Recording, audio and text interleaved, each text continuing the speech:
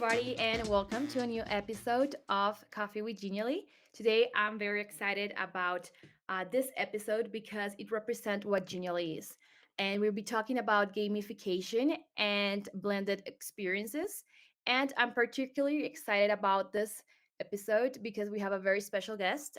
Today's guest is James Flaskamp, and he has over 20 years of experience in gamification and in education, and he's very passionate and about innovating through gamification and blended experiences. His most recent role was as a digital learning coach at Frisco ISD, but I am very excited because James has recently joined the Genially team as community builder for the US and Canada market. So I want everyone to welcome him very, very warmly. Hi, James. Hi, Carla. How you So nice to doing? have you here. Mm, got my You're- coffee. It's ready. The coffee with Genially. Yes, perfect. Thank you so much for joining us today. I'm very excited to have you and to also have like an official meetup with like the community now that you're gonna be the face of Genially in the market. Yeah. No pressure, right? No pressure. Well, let's get right into it, James. Why don't you tell us a little bit about your journey and how you develop that passion for gamification and blended strategies? Sure. Yeah. So back in the dark ages when I started teaching, um, about 20 years ago, I realized very early on that I was in the high school environment, right? So keeping teenagers' attention was quite difficult to do. Not sure if anybody's ever tried to keep a teenager's attention, but yeah, it's tough. So if students aren't engaged, they're not learning. And so I just kind of thought about like the things that have always engaged me. Personally, so video games, board games, competitions, escape rooms, all of that stuff. So I found myself kind of always trying to figure out ways to incorporate these sorts of things into my classroom. And so I got pretty good at it after a while. I was not very good at first. It took some time, and some improvement and some reflection, feedback, and all that. But I got pretty good at it, and so people started asking about it. And I guess that was kind of the beginning of my transition from a teacher to an instructional coach, and then eventually to a digital learning coach. Wow, yeah, that's very exciting. And as you Mhm. said, teenagers can be hard audience to please, right? So Tough crowd. I Yeah, think tough in crowd. this case, this gamifications and making things more interactive are key to just keeping their attention going. Yeah. What gamification or gamification mechanics or strategies have you found are the most effective when driving that motivation and participation in the classrooms? Sure. Gosh, I feel like I've probably tried a little bit of everything at some point or another. Points, badges, leaderboards, quests, missions, whatever you want to call it. And while I think all of those are great and very effective game mechanics, I think there's one particular mechanic that kind of tops them all that I've found in my career, and that mechanic is choice. That's Okay. probably the most powerful game mechanic there is. Learners want to have control and autonomy over what they're learning and how they're learning it. So I think choice is probably the biggest mechanic out of all of those. Do you have any specific maybe example of how to, implement choice in Sure. I the mean, gosh, there are a lot of different ways, but like or maybe your if favorite way you to do it?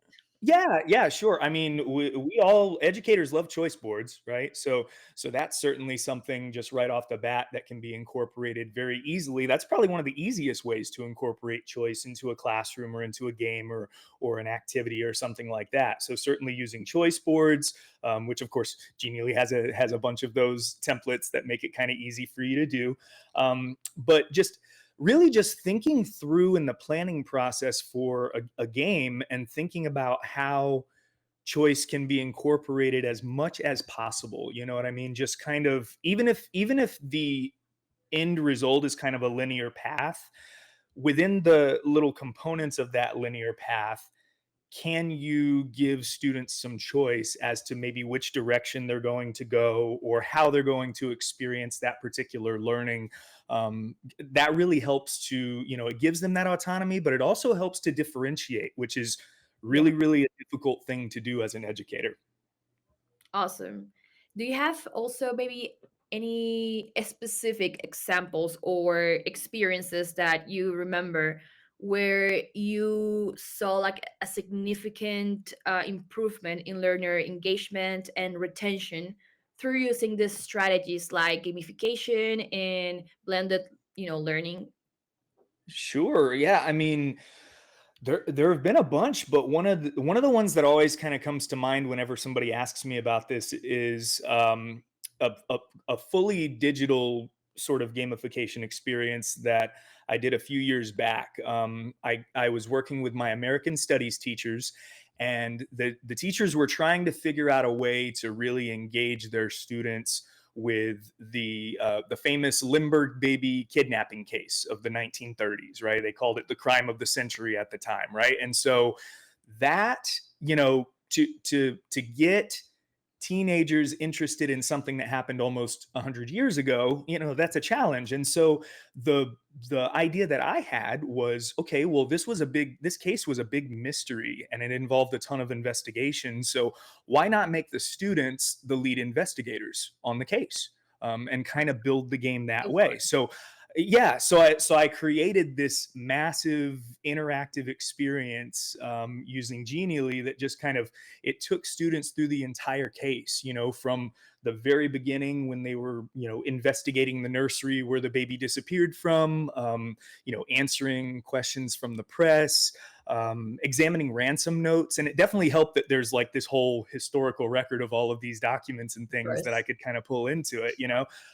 But preparing a report for J. Edgar Hoover of the FBI, gathering evidence, eventually making an arrest, even taking the witness stand, like all of that stuff was kind of built into this one experience. And it was one of those things where, and I think a lot of educators can probably feel me on this when I say this, but like when I finished it, I was like, I can't wait to see the students experience this. Like, this was so much fun for me to make and so much fun for me to like test out after it was done, that like I can't imagine that the students won't like this. So I was there when the first class did the investigation, and it was awesome. Like, they loved it. They were so very engaged. The teacher said she'd never seen her students so engaged in something, that was just, fully digital.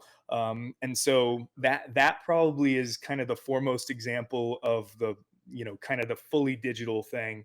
Um, and then you had asked about blended learning, right? Yeah, gamified and blended learning. Yeah. Yeah, blended learning. One of the big things that I found myself doing as a digital learning coach was working with my librarian, and my office was kind of based in the library as well. So we worked together quite frequently to create like these large scale blended learning escape rooms in the library. And that was one of the coolest things that I've done in my career, because it was just so much fun to work with the teachers and put things together for students to experience, not just digitally but also physically there in the library, a larger, more flexible kind of space. And so one that kind of jumped out to me with that was it was actually just this past December. I was working with my AP seminar and AP research teacher, and the whole topic was really about like using AI and using it in a way that is, number one, appropriate for the course and following the AP guidelines, but also using it effectively and efficiently, in a way that's really going to help them. And so it's funny because I had done a presentation to that same class the year before, the previous December, and it was more like a presentation, had some interactive stuff that the students had to do. But this past December, I had the idea of, well, why don't I just turn this into a game and an escape room type thing?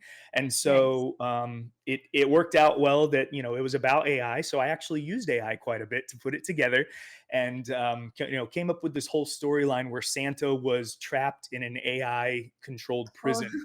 and That's very the students, creative. you know what I mean? So the students just had to figure out, they had to do various different like AI related tasks in order to get the different, codes, or to unlock the different locks. Like we had some breakout boxes we used where they had to unlock some of the different locks in order to get like the final master code, I guess, that would release Santa from That the is so AI much fun. controlled prison. Like And they had perfectionism, so much right? fun. Yeah. Yeah, yeah, and it was just, and the cool thing is it was the same content. It was the same exact content that I had used the previous year in the presentation. I just took it and changed the format of it, changed the medium by which the students experienced it. And I'm never going to forget this. There was a student, the class was doing this, and there was a student that was walking by, and she stopped in her tracks at one point, and she had like this sort of like shocked, look on her face. And at first I thought like something was wrong, you know, but then she was like, "Oh my gosh." And she said this out loud, like almost to herself. I don't know if she knew I was listening, but she said, "Oh my gosh, I'm actually like really like learning this stuff." And This is hey man, cool if for you work with learning. teenagers, yeah, if you work Yeah, with teenagers, anybody who's ever taught high school knows that that's like some of the highest praise you can for get sure. And from a like teenager. looking back to my school days, the only Yeah. classes I remember are those that had some kind of activities or interaction, games. I don't think I ever remember specifically, oh, sitting in a lesson and just like hearing Hmm. someone talk. It's always Yeah. those Hmm. activities that you remember, right? So Yeah. Same. definitely, I mean, Same. also you are super creative.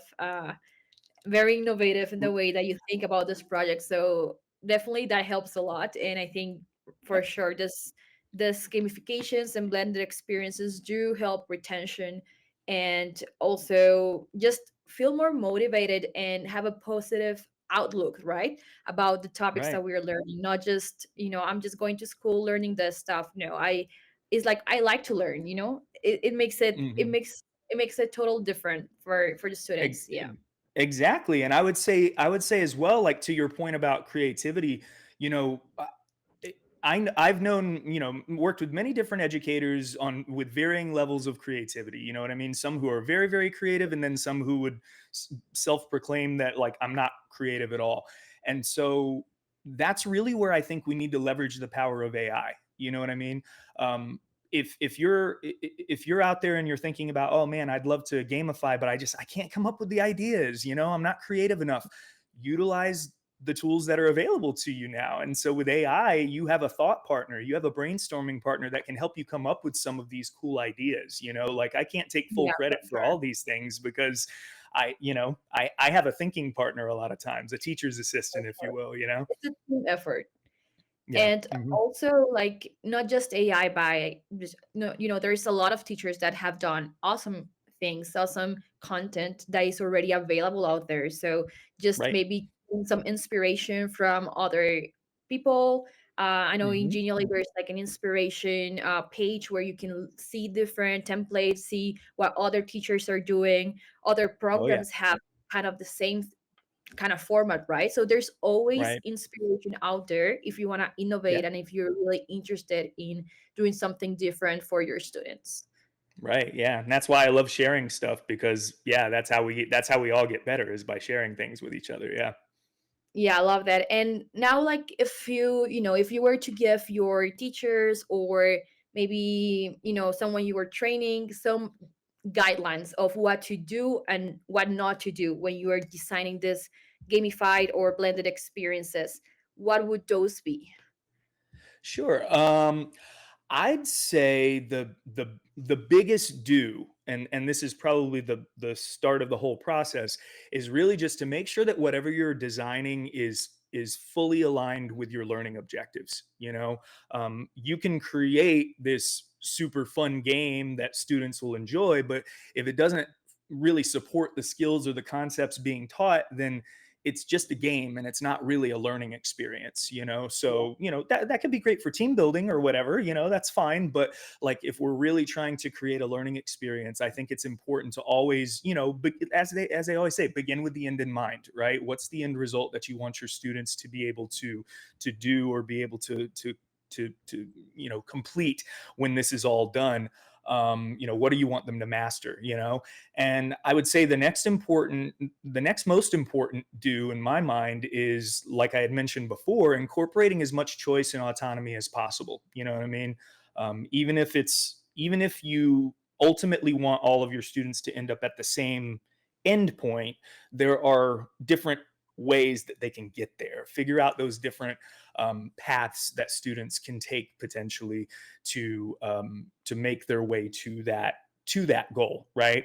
And third, I would say always test it out in advance, right? Preferably have someone else test it out in advance, because Yeah, second set of eyes or whatever. So a definitely. teaching partner, or maybe I've had student assistants test things out in the past, like TAs and stuff, like, hey, check this out and see if it works for you. And then that way you can find if there are any bugs or kinks that need to be kind of ironed out.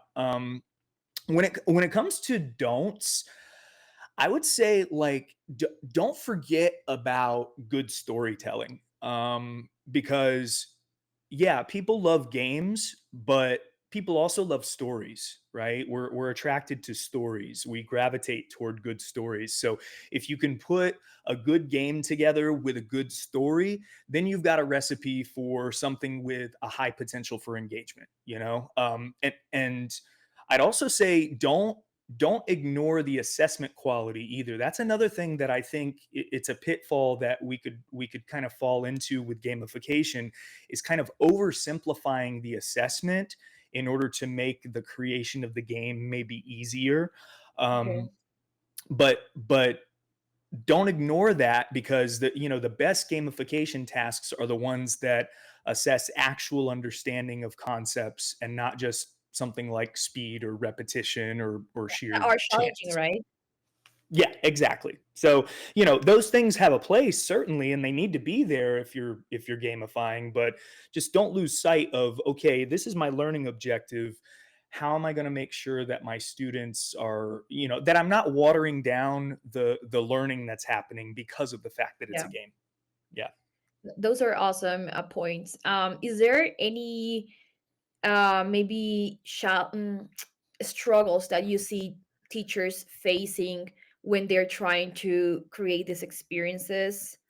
Is commonly is there something common that you see, like, oh, there's a pattern, almost everyone always kind of struggles with this?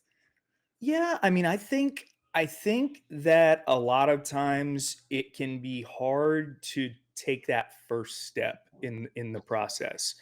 Like, I've seen a number of teachers who are like, I want to gamify this. I want to figure out a way to make this more engaging, but like I'm not really sure where to start. You know what I mean? And I think that's just kind of going back to what I said about using AI to our advantage. I think that that's a perfect opportunity to utilize some of those tools to maybe help us get moving in the right direction. Because I think that creative process, once you kind of get the initial thoughts in line, and you kind of have a structure of what you're doing in your mind, then the rest of it becomes a lot easier, but like that first step sometimes can be really, really difficult. So I would Yeah. say, don't be discouraged by that. Use the tools that are available to you, and also use the resources available to you. If you have an instructional coach, or a digital learning coach, or a colleague, or someone in your network who maybe has more experience with this or has created cool stuff, lean on that person, lean on those people to kind of give you some wisdom from their experiences. Yeah, that's awesome advice. Now,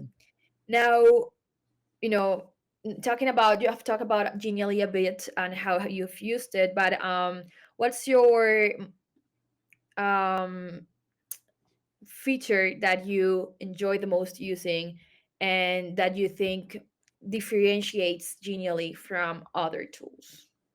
Oh my gosh. And it's funny, Carla, because like I was just thinking about it this morning. I'm like, this is I'm only maybe a month or so removed from being in this role of a digital learning coach, so and Genially was always my favorite tool. And the reason why is because, like, as you really get to know Genially, you begin to recognize that it's so much more than just a presentation tool with fancy animations, right? Which I think sometimes teachers look at it on the surface and that's kind of what they see. Um, Yeah. but there's when you really look into it and see what it's capable of, there's truly nothing else like it in the K-12 space. Like nothing. There are things that might be kind of similar, but I would say like, okay, so number one, the template library, right? That's one of the best you're ever going to see for one. That's one of the things that always attracted me to Genially. Once you choose one of those templates, right, then you'll see features like password protected pages, which I use constantly, right? Interactive hotspots, being able to take basically an invisible area of the screen and making it interactive in a number of different ways, being able to kind of hide interactivity in something. Drag and drop functionality, the fact that you can take literally anything on the screen and have it, make it drag and drop capable. For the end user. Comparison sliders, that's something that came out recently with Genially Yeah. that's like, it's awesome. You've got this widget where you can do a little comparison Comparison. slider from Yeah. one side to the other. Yeah. The widgets, the dice widgets, things like that you're not really going to find this combination of gamification mechanics and elements and features anywhere else, and really just the ability overall to literally make anything in your design interactive in so many different ways. It's like it's an absolute dream come true for creative designer types. Just Like yeah, it's that. Yeah. amazing. Yeah.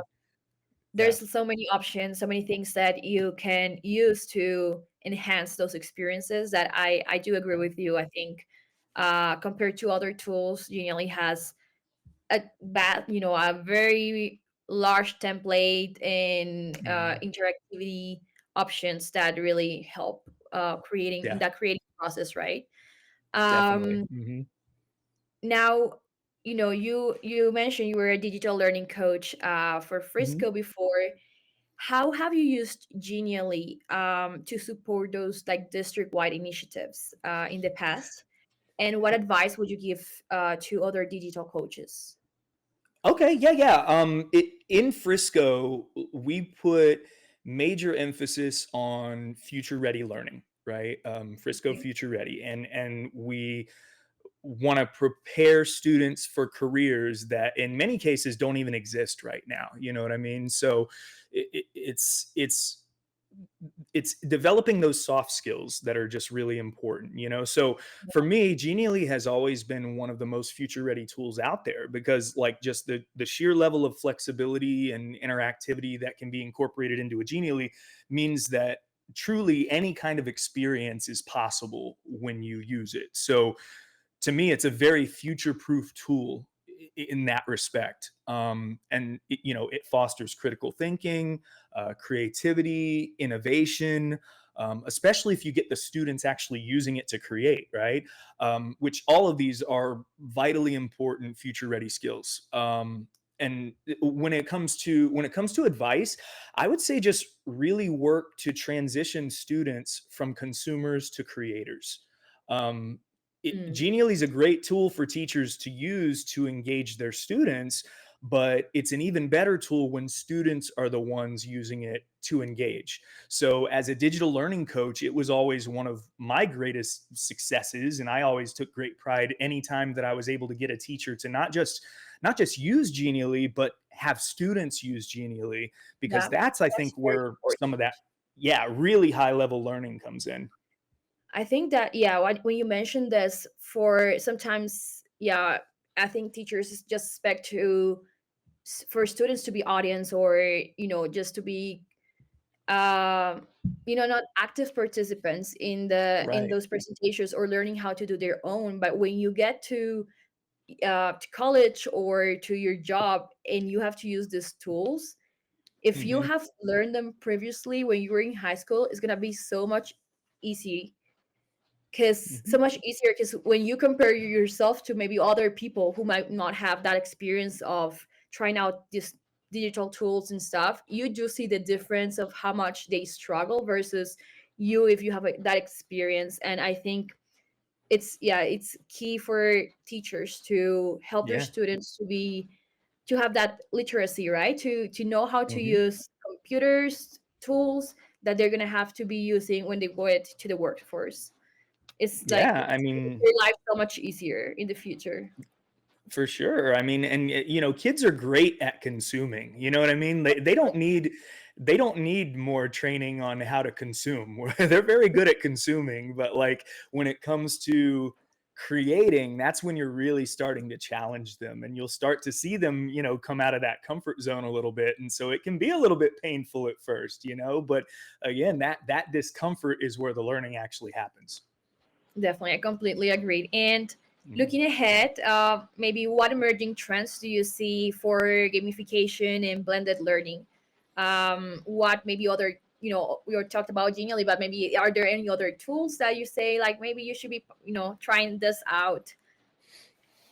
Yeah, I mean, I don't know, Carla, can we still consider AI to be emerging? I guess we can, right? I I guess, yeah. mean, I mean, some type of AI is new, right? Like image yeah, generations, kind of. right, Yeah, right. So and I think for maybe for a lot of teachers out there too, like I know from a coaching perspective, it even though maybe as a digital learning coach, as somebody who really works in ed tech quite a bit, we feel very comfortable with AI. I still think there's a great contingent of teachers out there, educators who don't feel comfortable with it yet. So I guess that's kind of why I would still consider it to be, emerging in that respect. And so I think that absolutely has to be on the radar.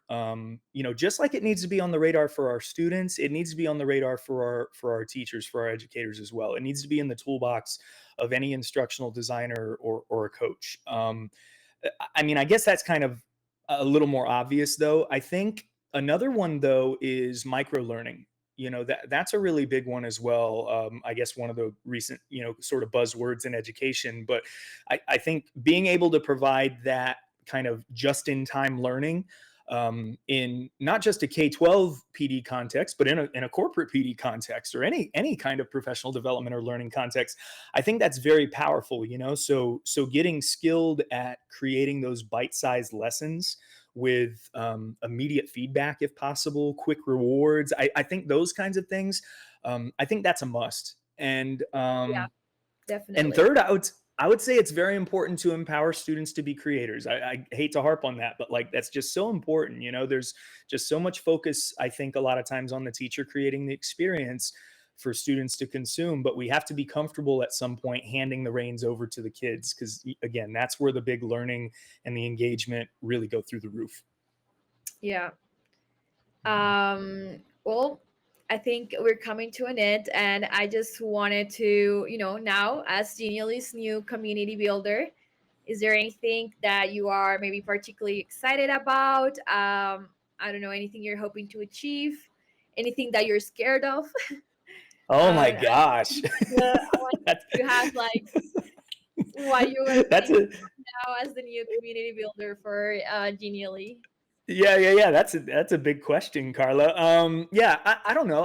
I'm kind of excited about everything.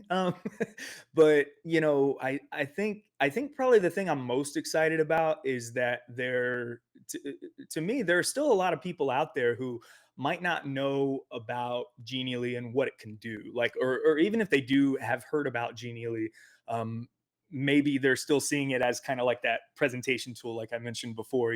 So I think kind of having the honor and the privilege of being able to kind of show to them that these are the cool things that Genially can do, right? And really working with all of our incredible ambassadors. Genially has amazing ambassadors, and just incredible people on our team. Being able to work with them every day, I'm excited about that. That's another thing too. Like a lot of companies and organizations talk about like they talk about having a great culture and being fun and creative and all that, but like I think Genially like walks the walk with that, like completely and totally like embodies this, I in every know. way. I Like was we also we shocked when bring I first started working here. I'm like, wait, yeah, is this cool? yeah, like wait, we get to have fun, that's awesome. So yeah, it's we bring the fun. We're passionate about our tool, and we're constantly working to make it better, but the goal is to we want to completely change the way people learn and communicate. And I really truly believe that we can do that. So I guess that's probably the most exciting thing for me. I love that. And I am like, I want to thank you for your time, of course, for being here today.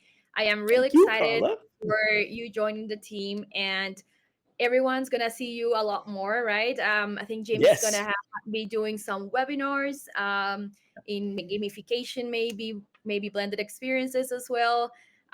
He's just gonna be present in social media, answering everyone as well. everywhere, So, everywhere. so I hope that you treat him well. He's Yes, gonna be please.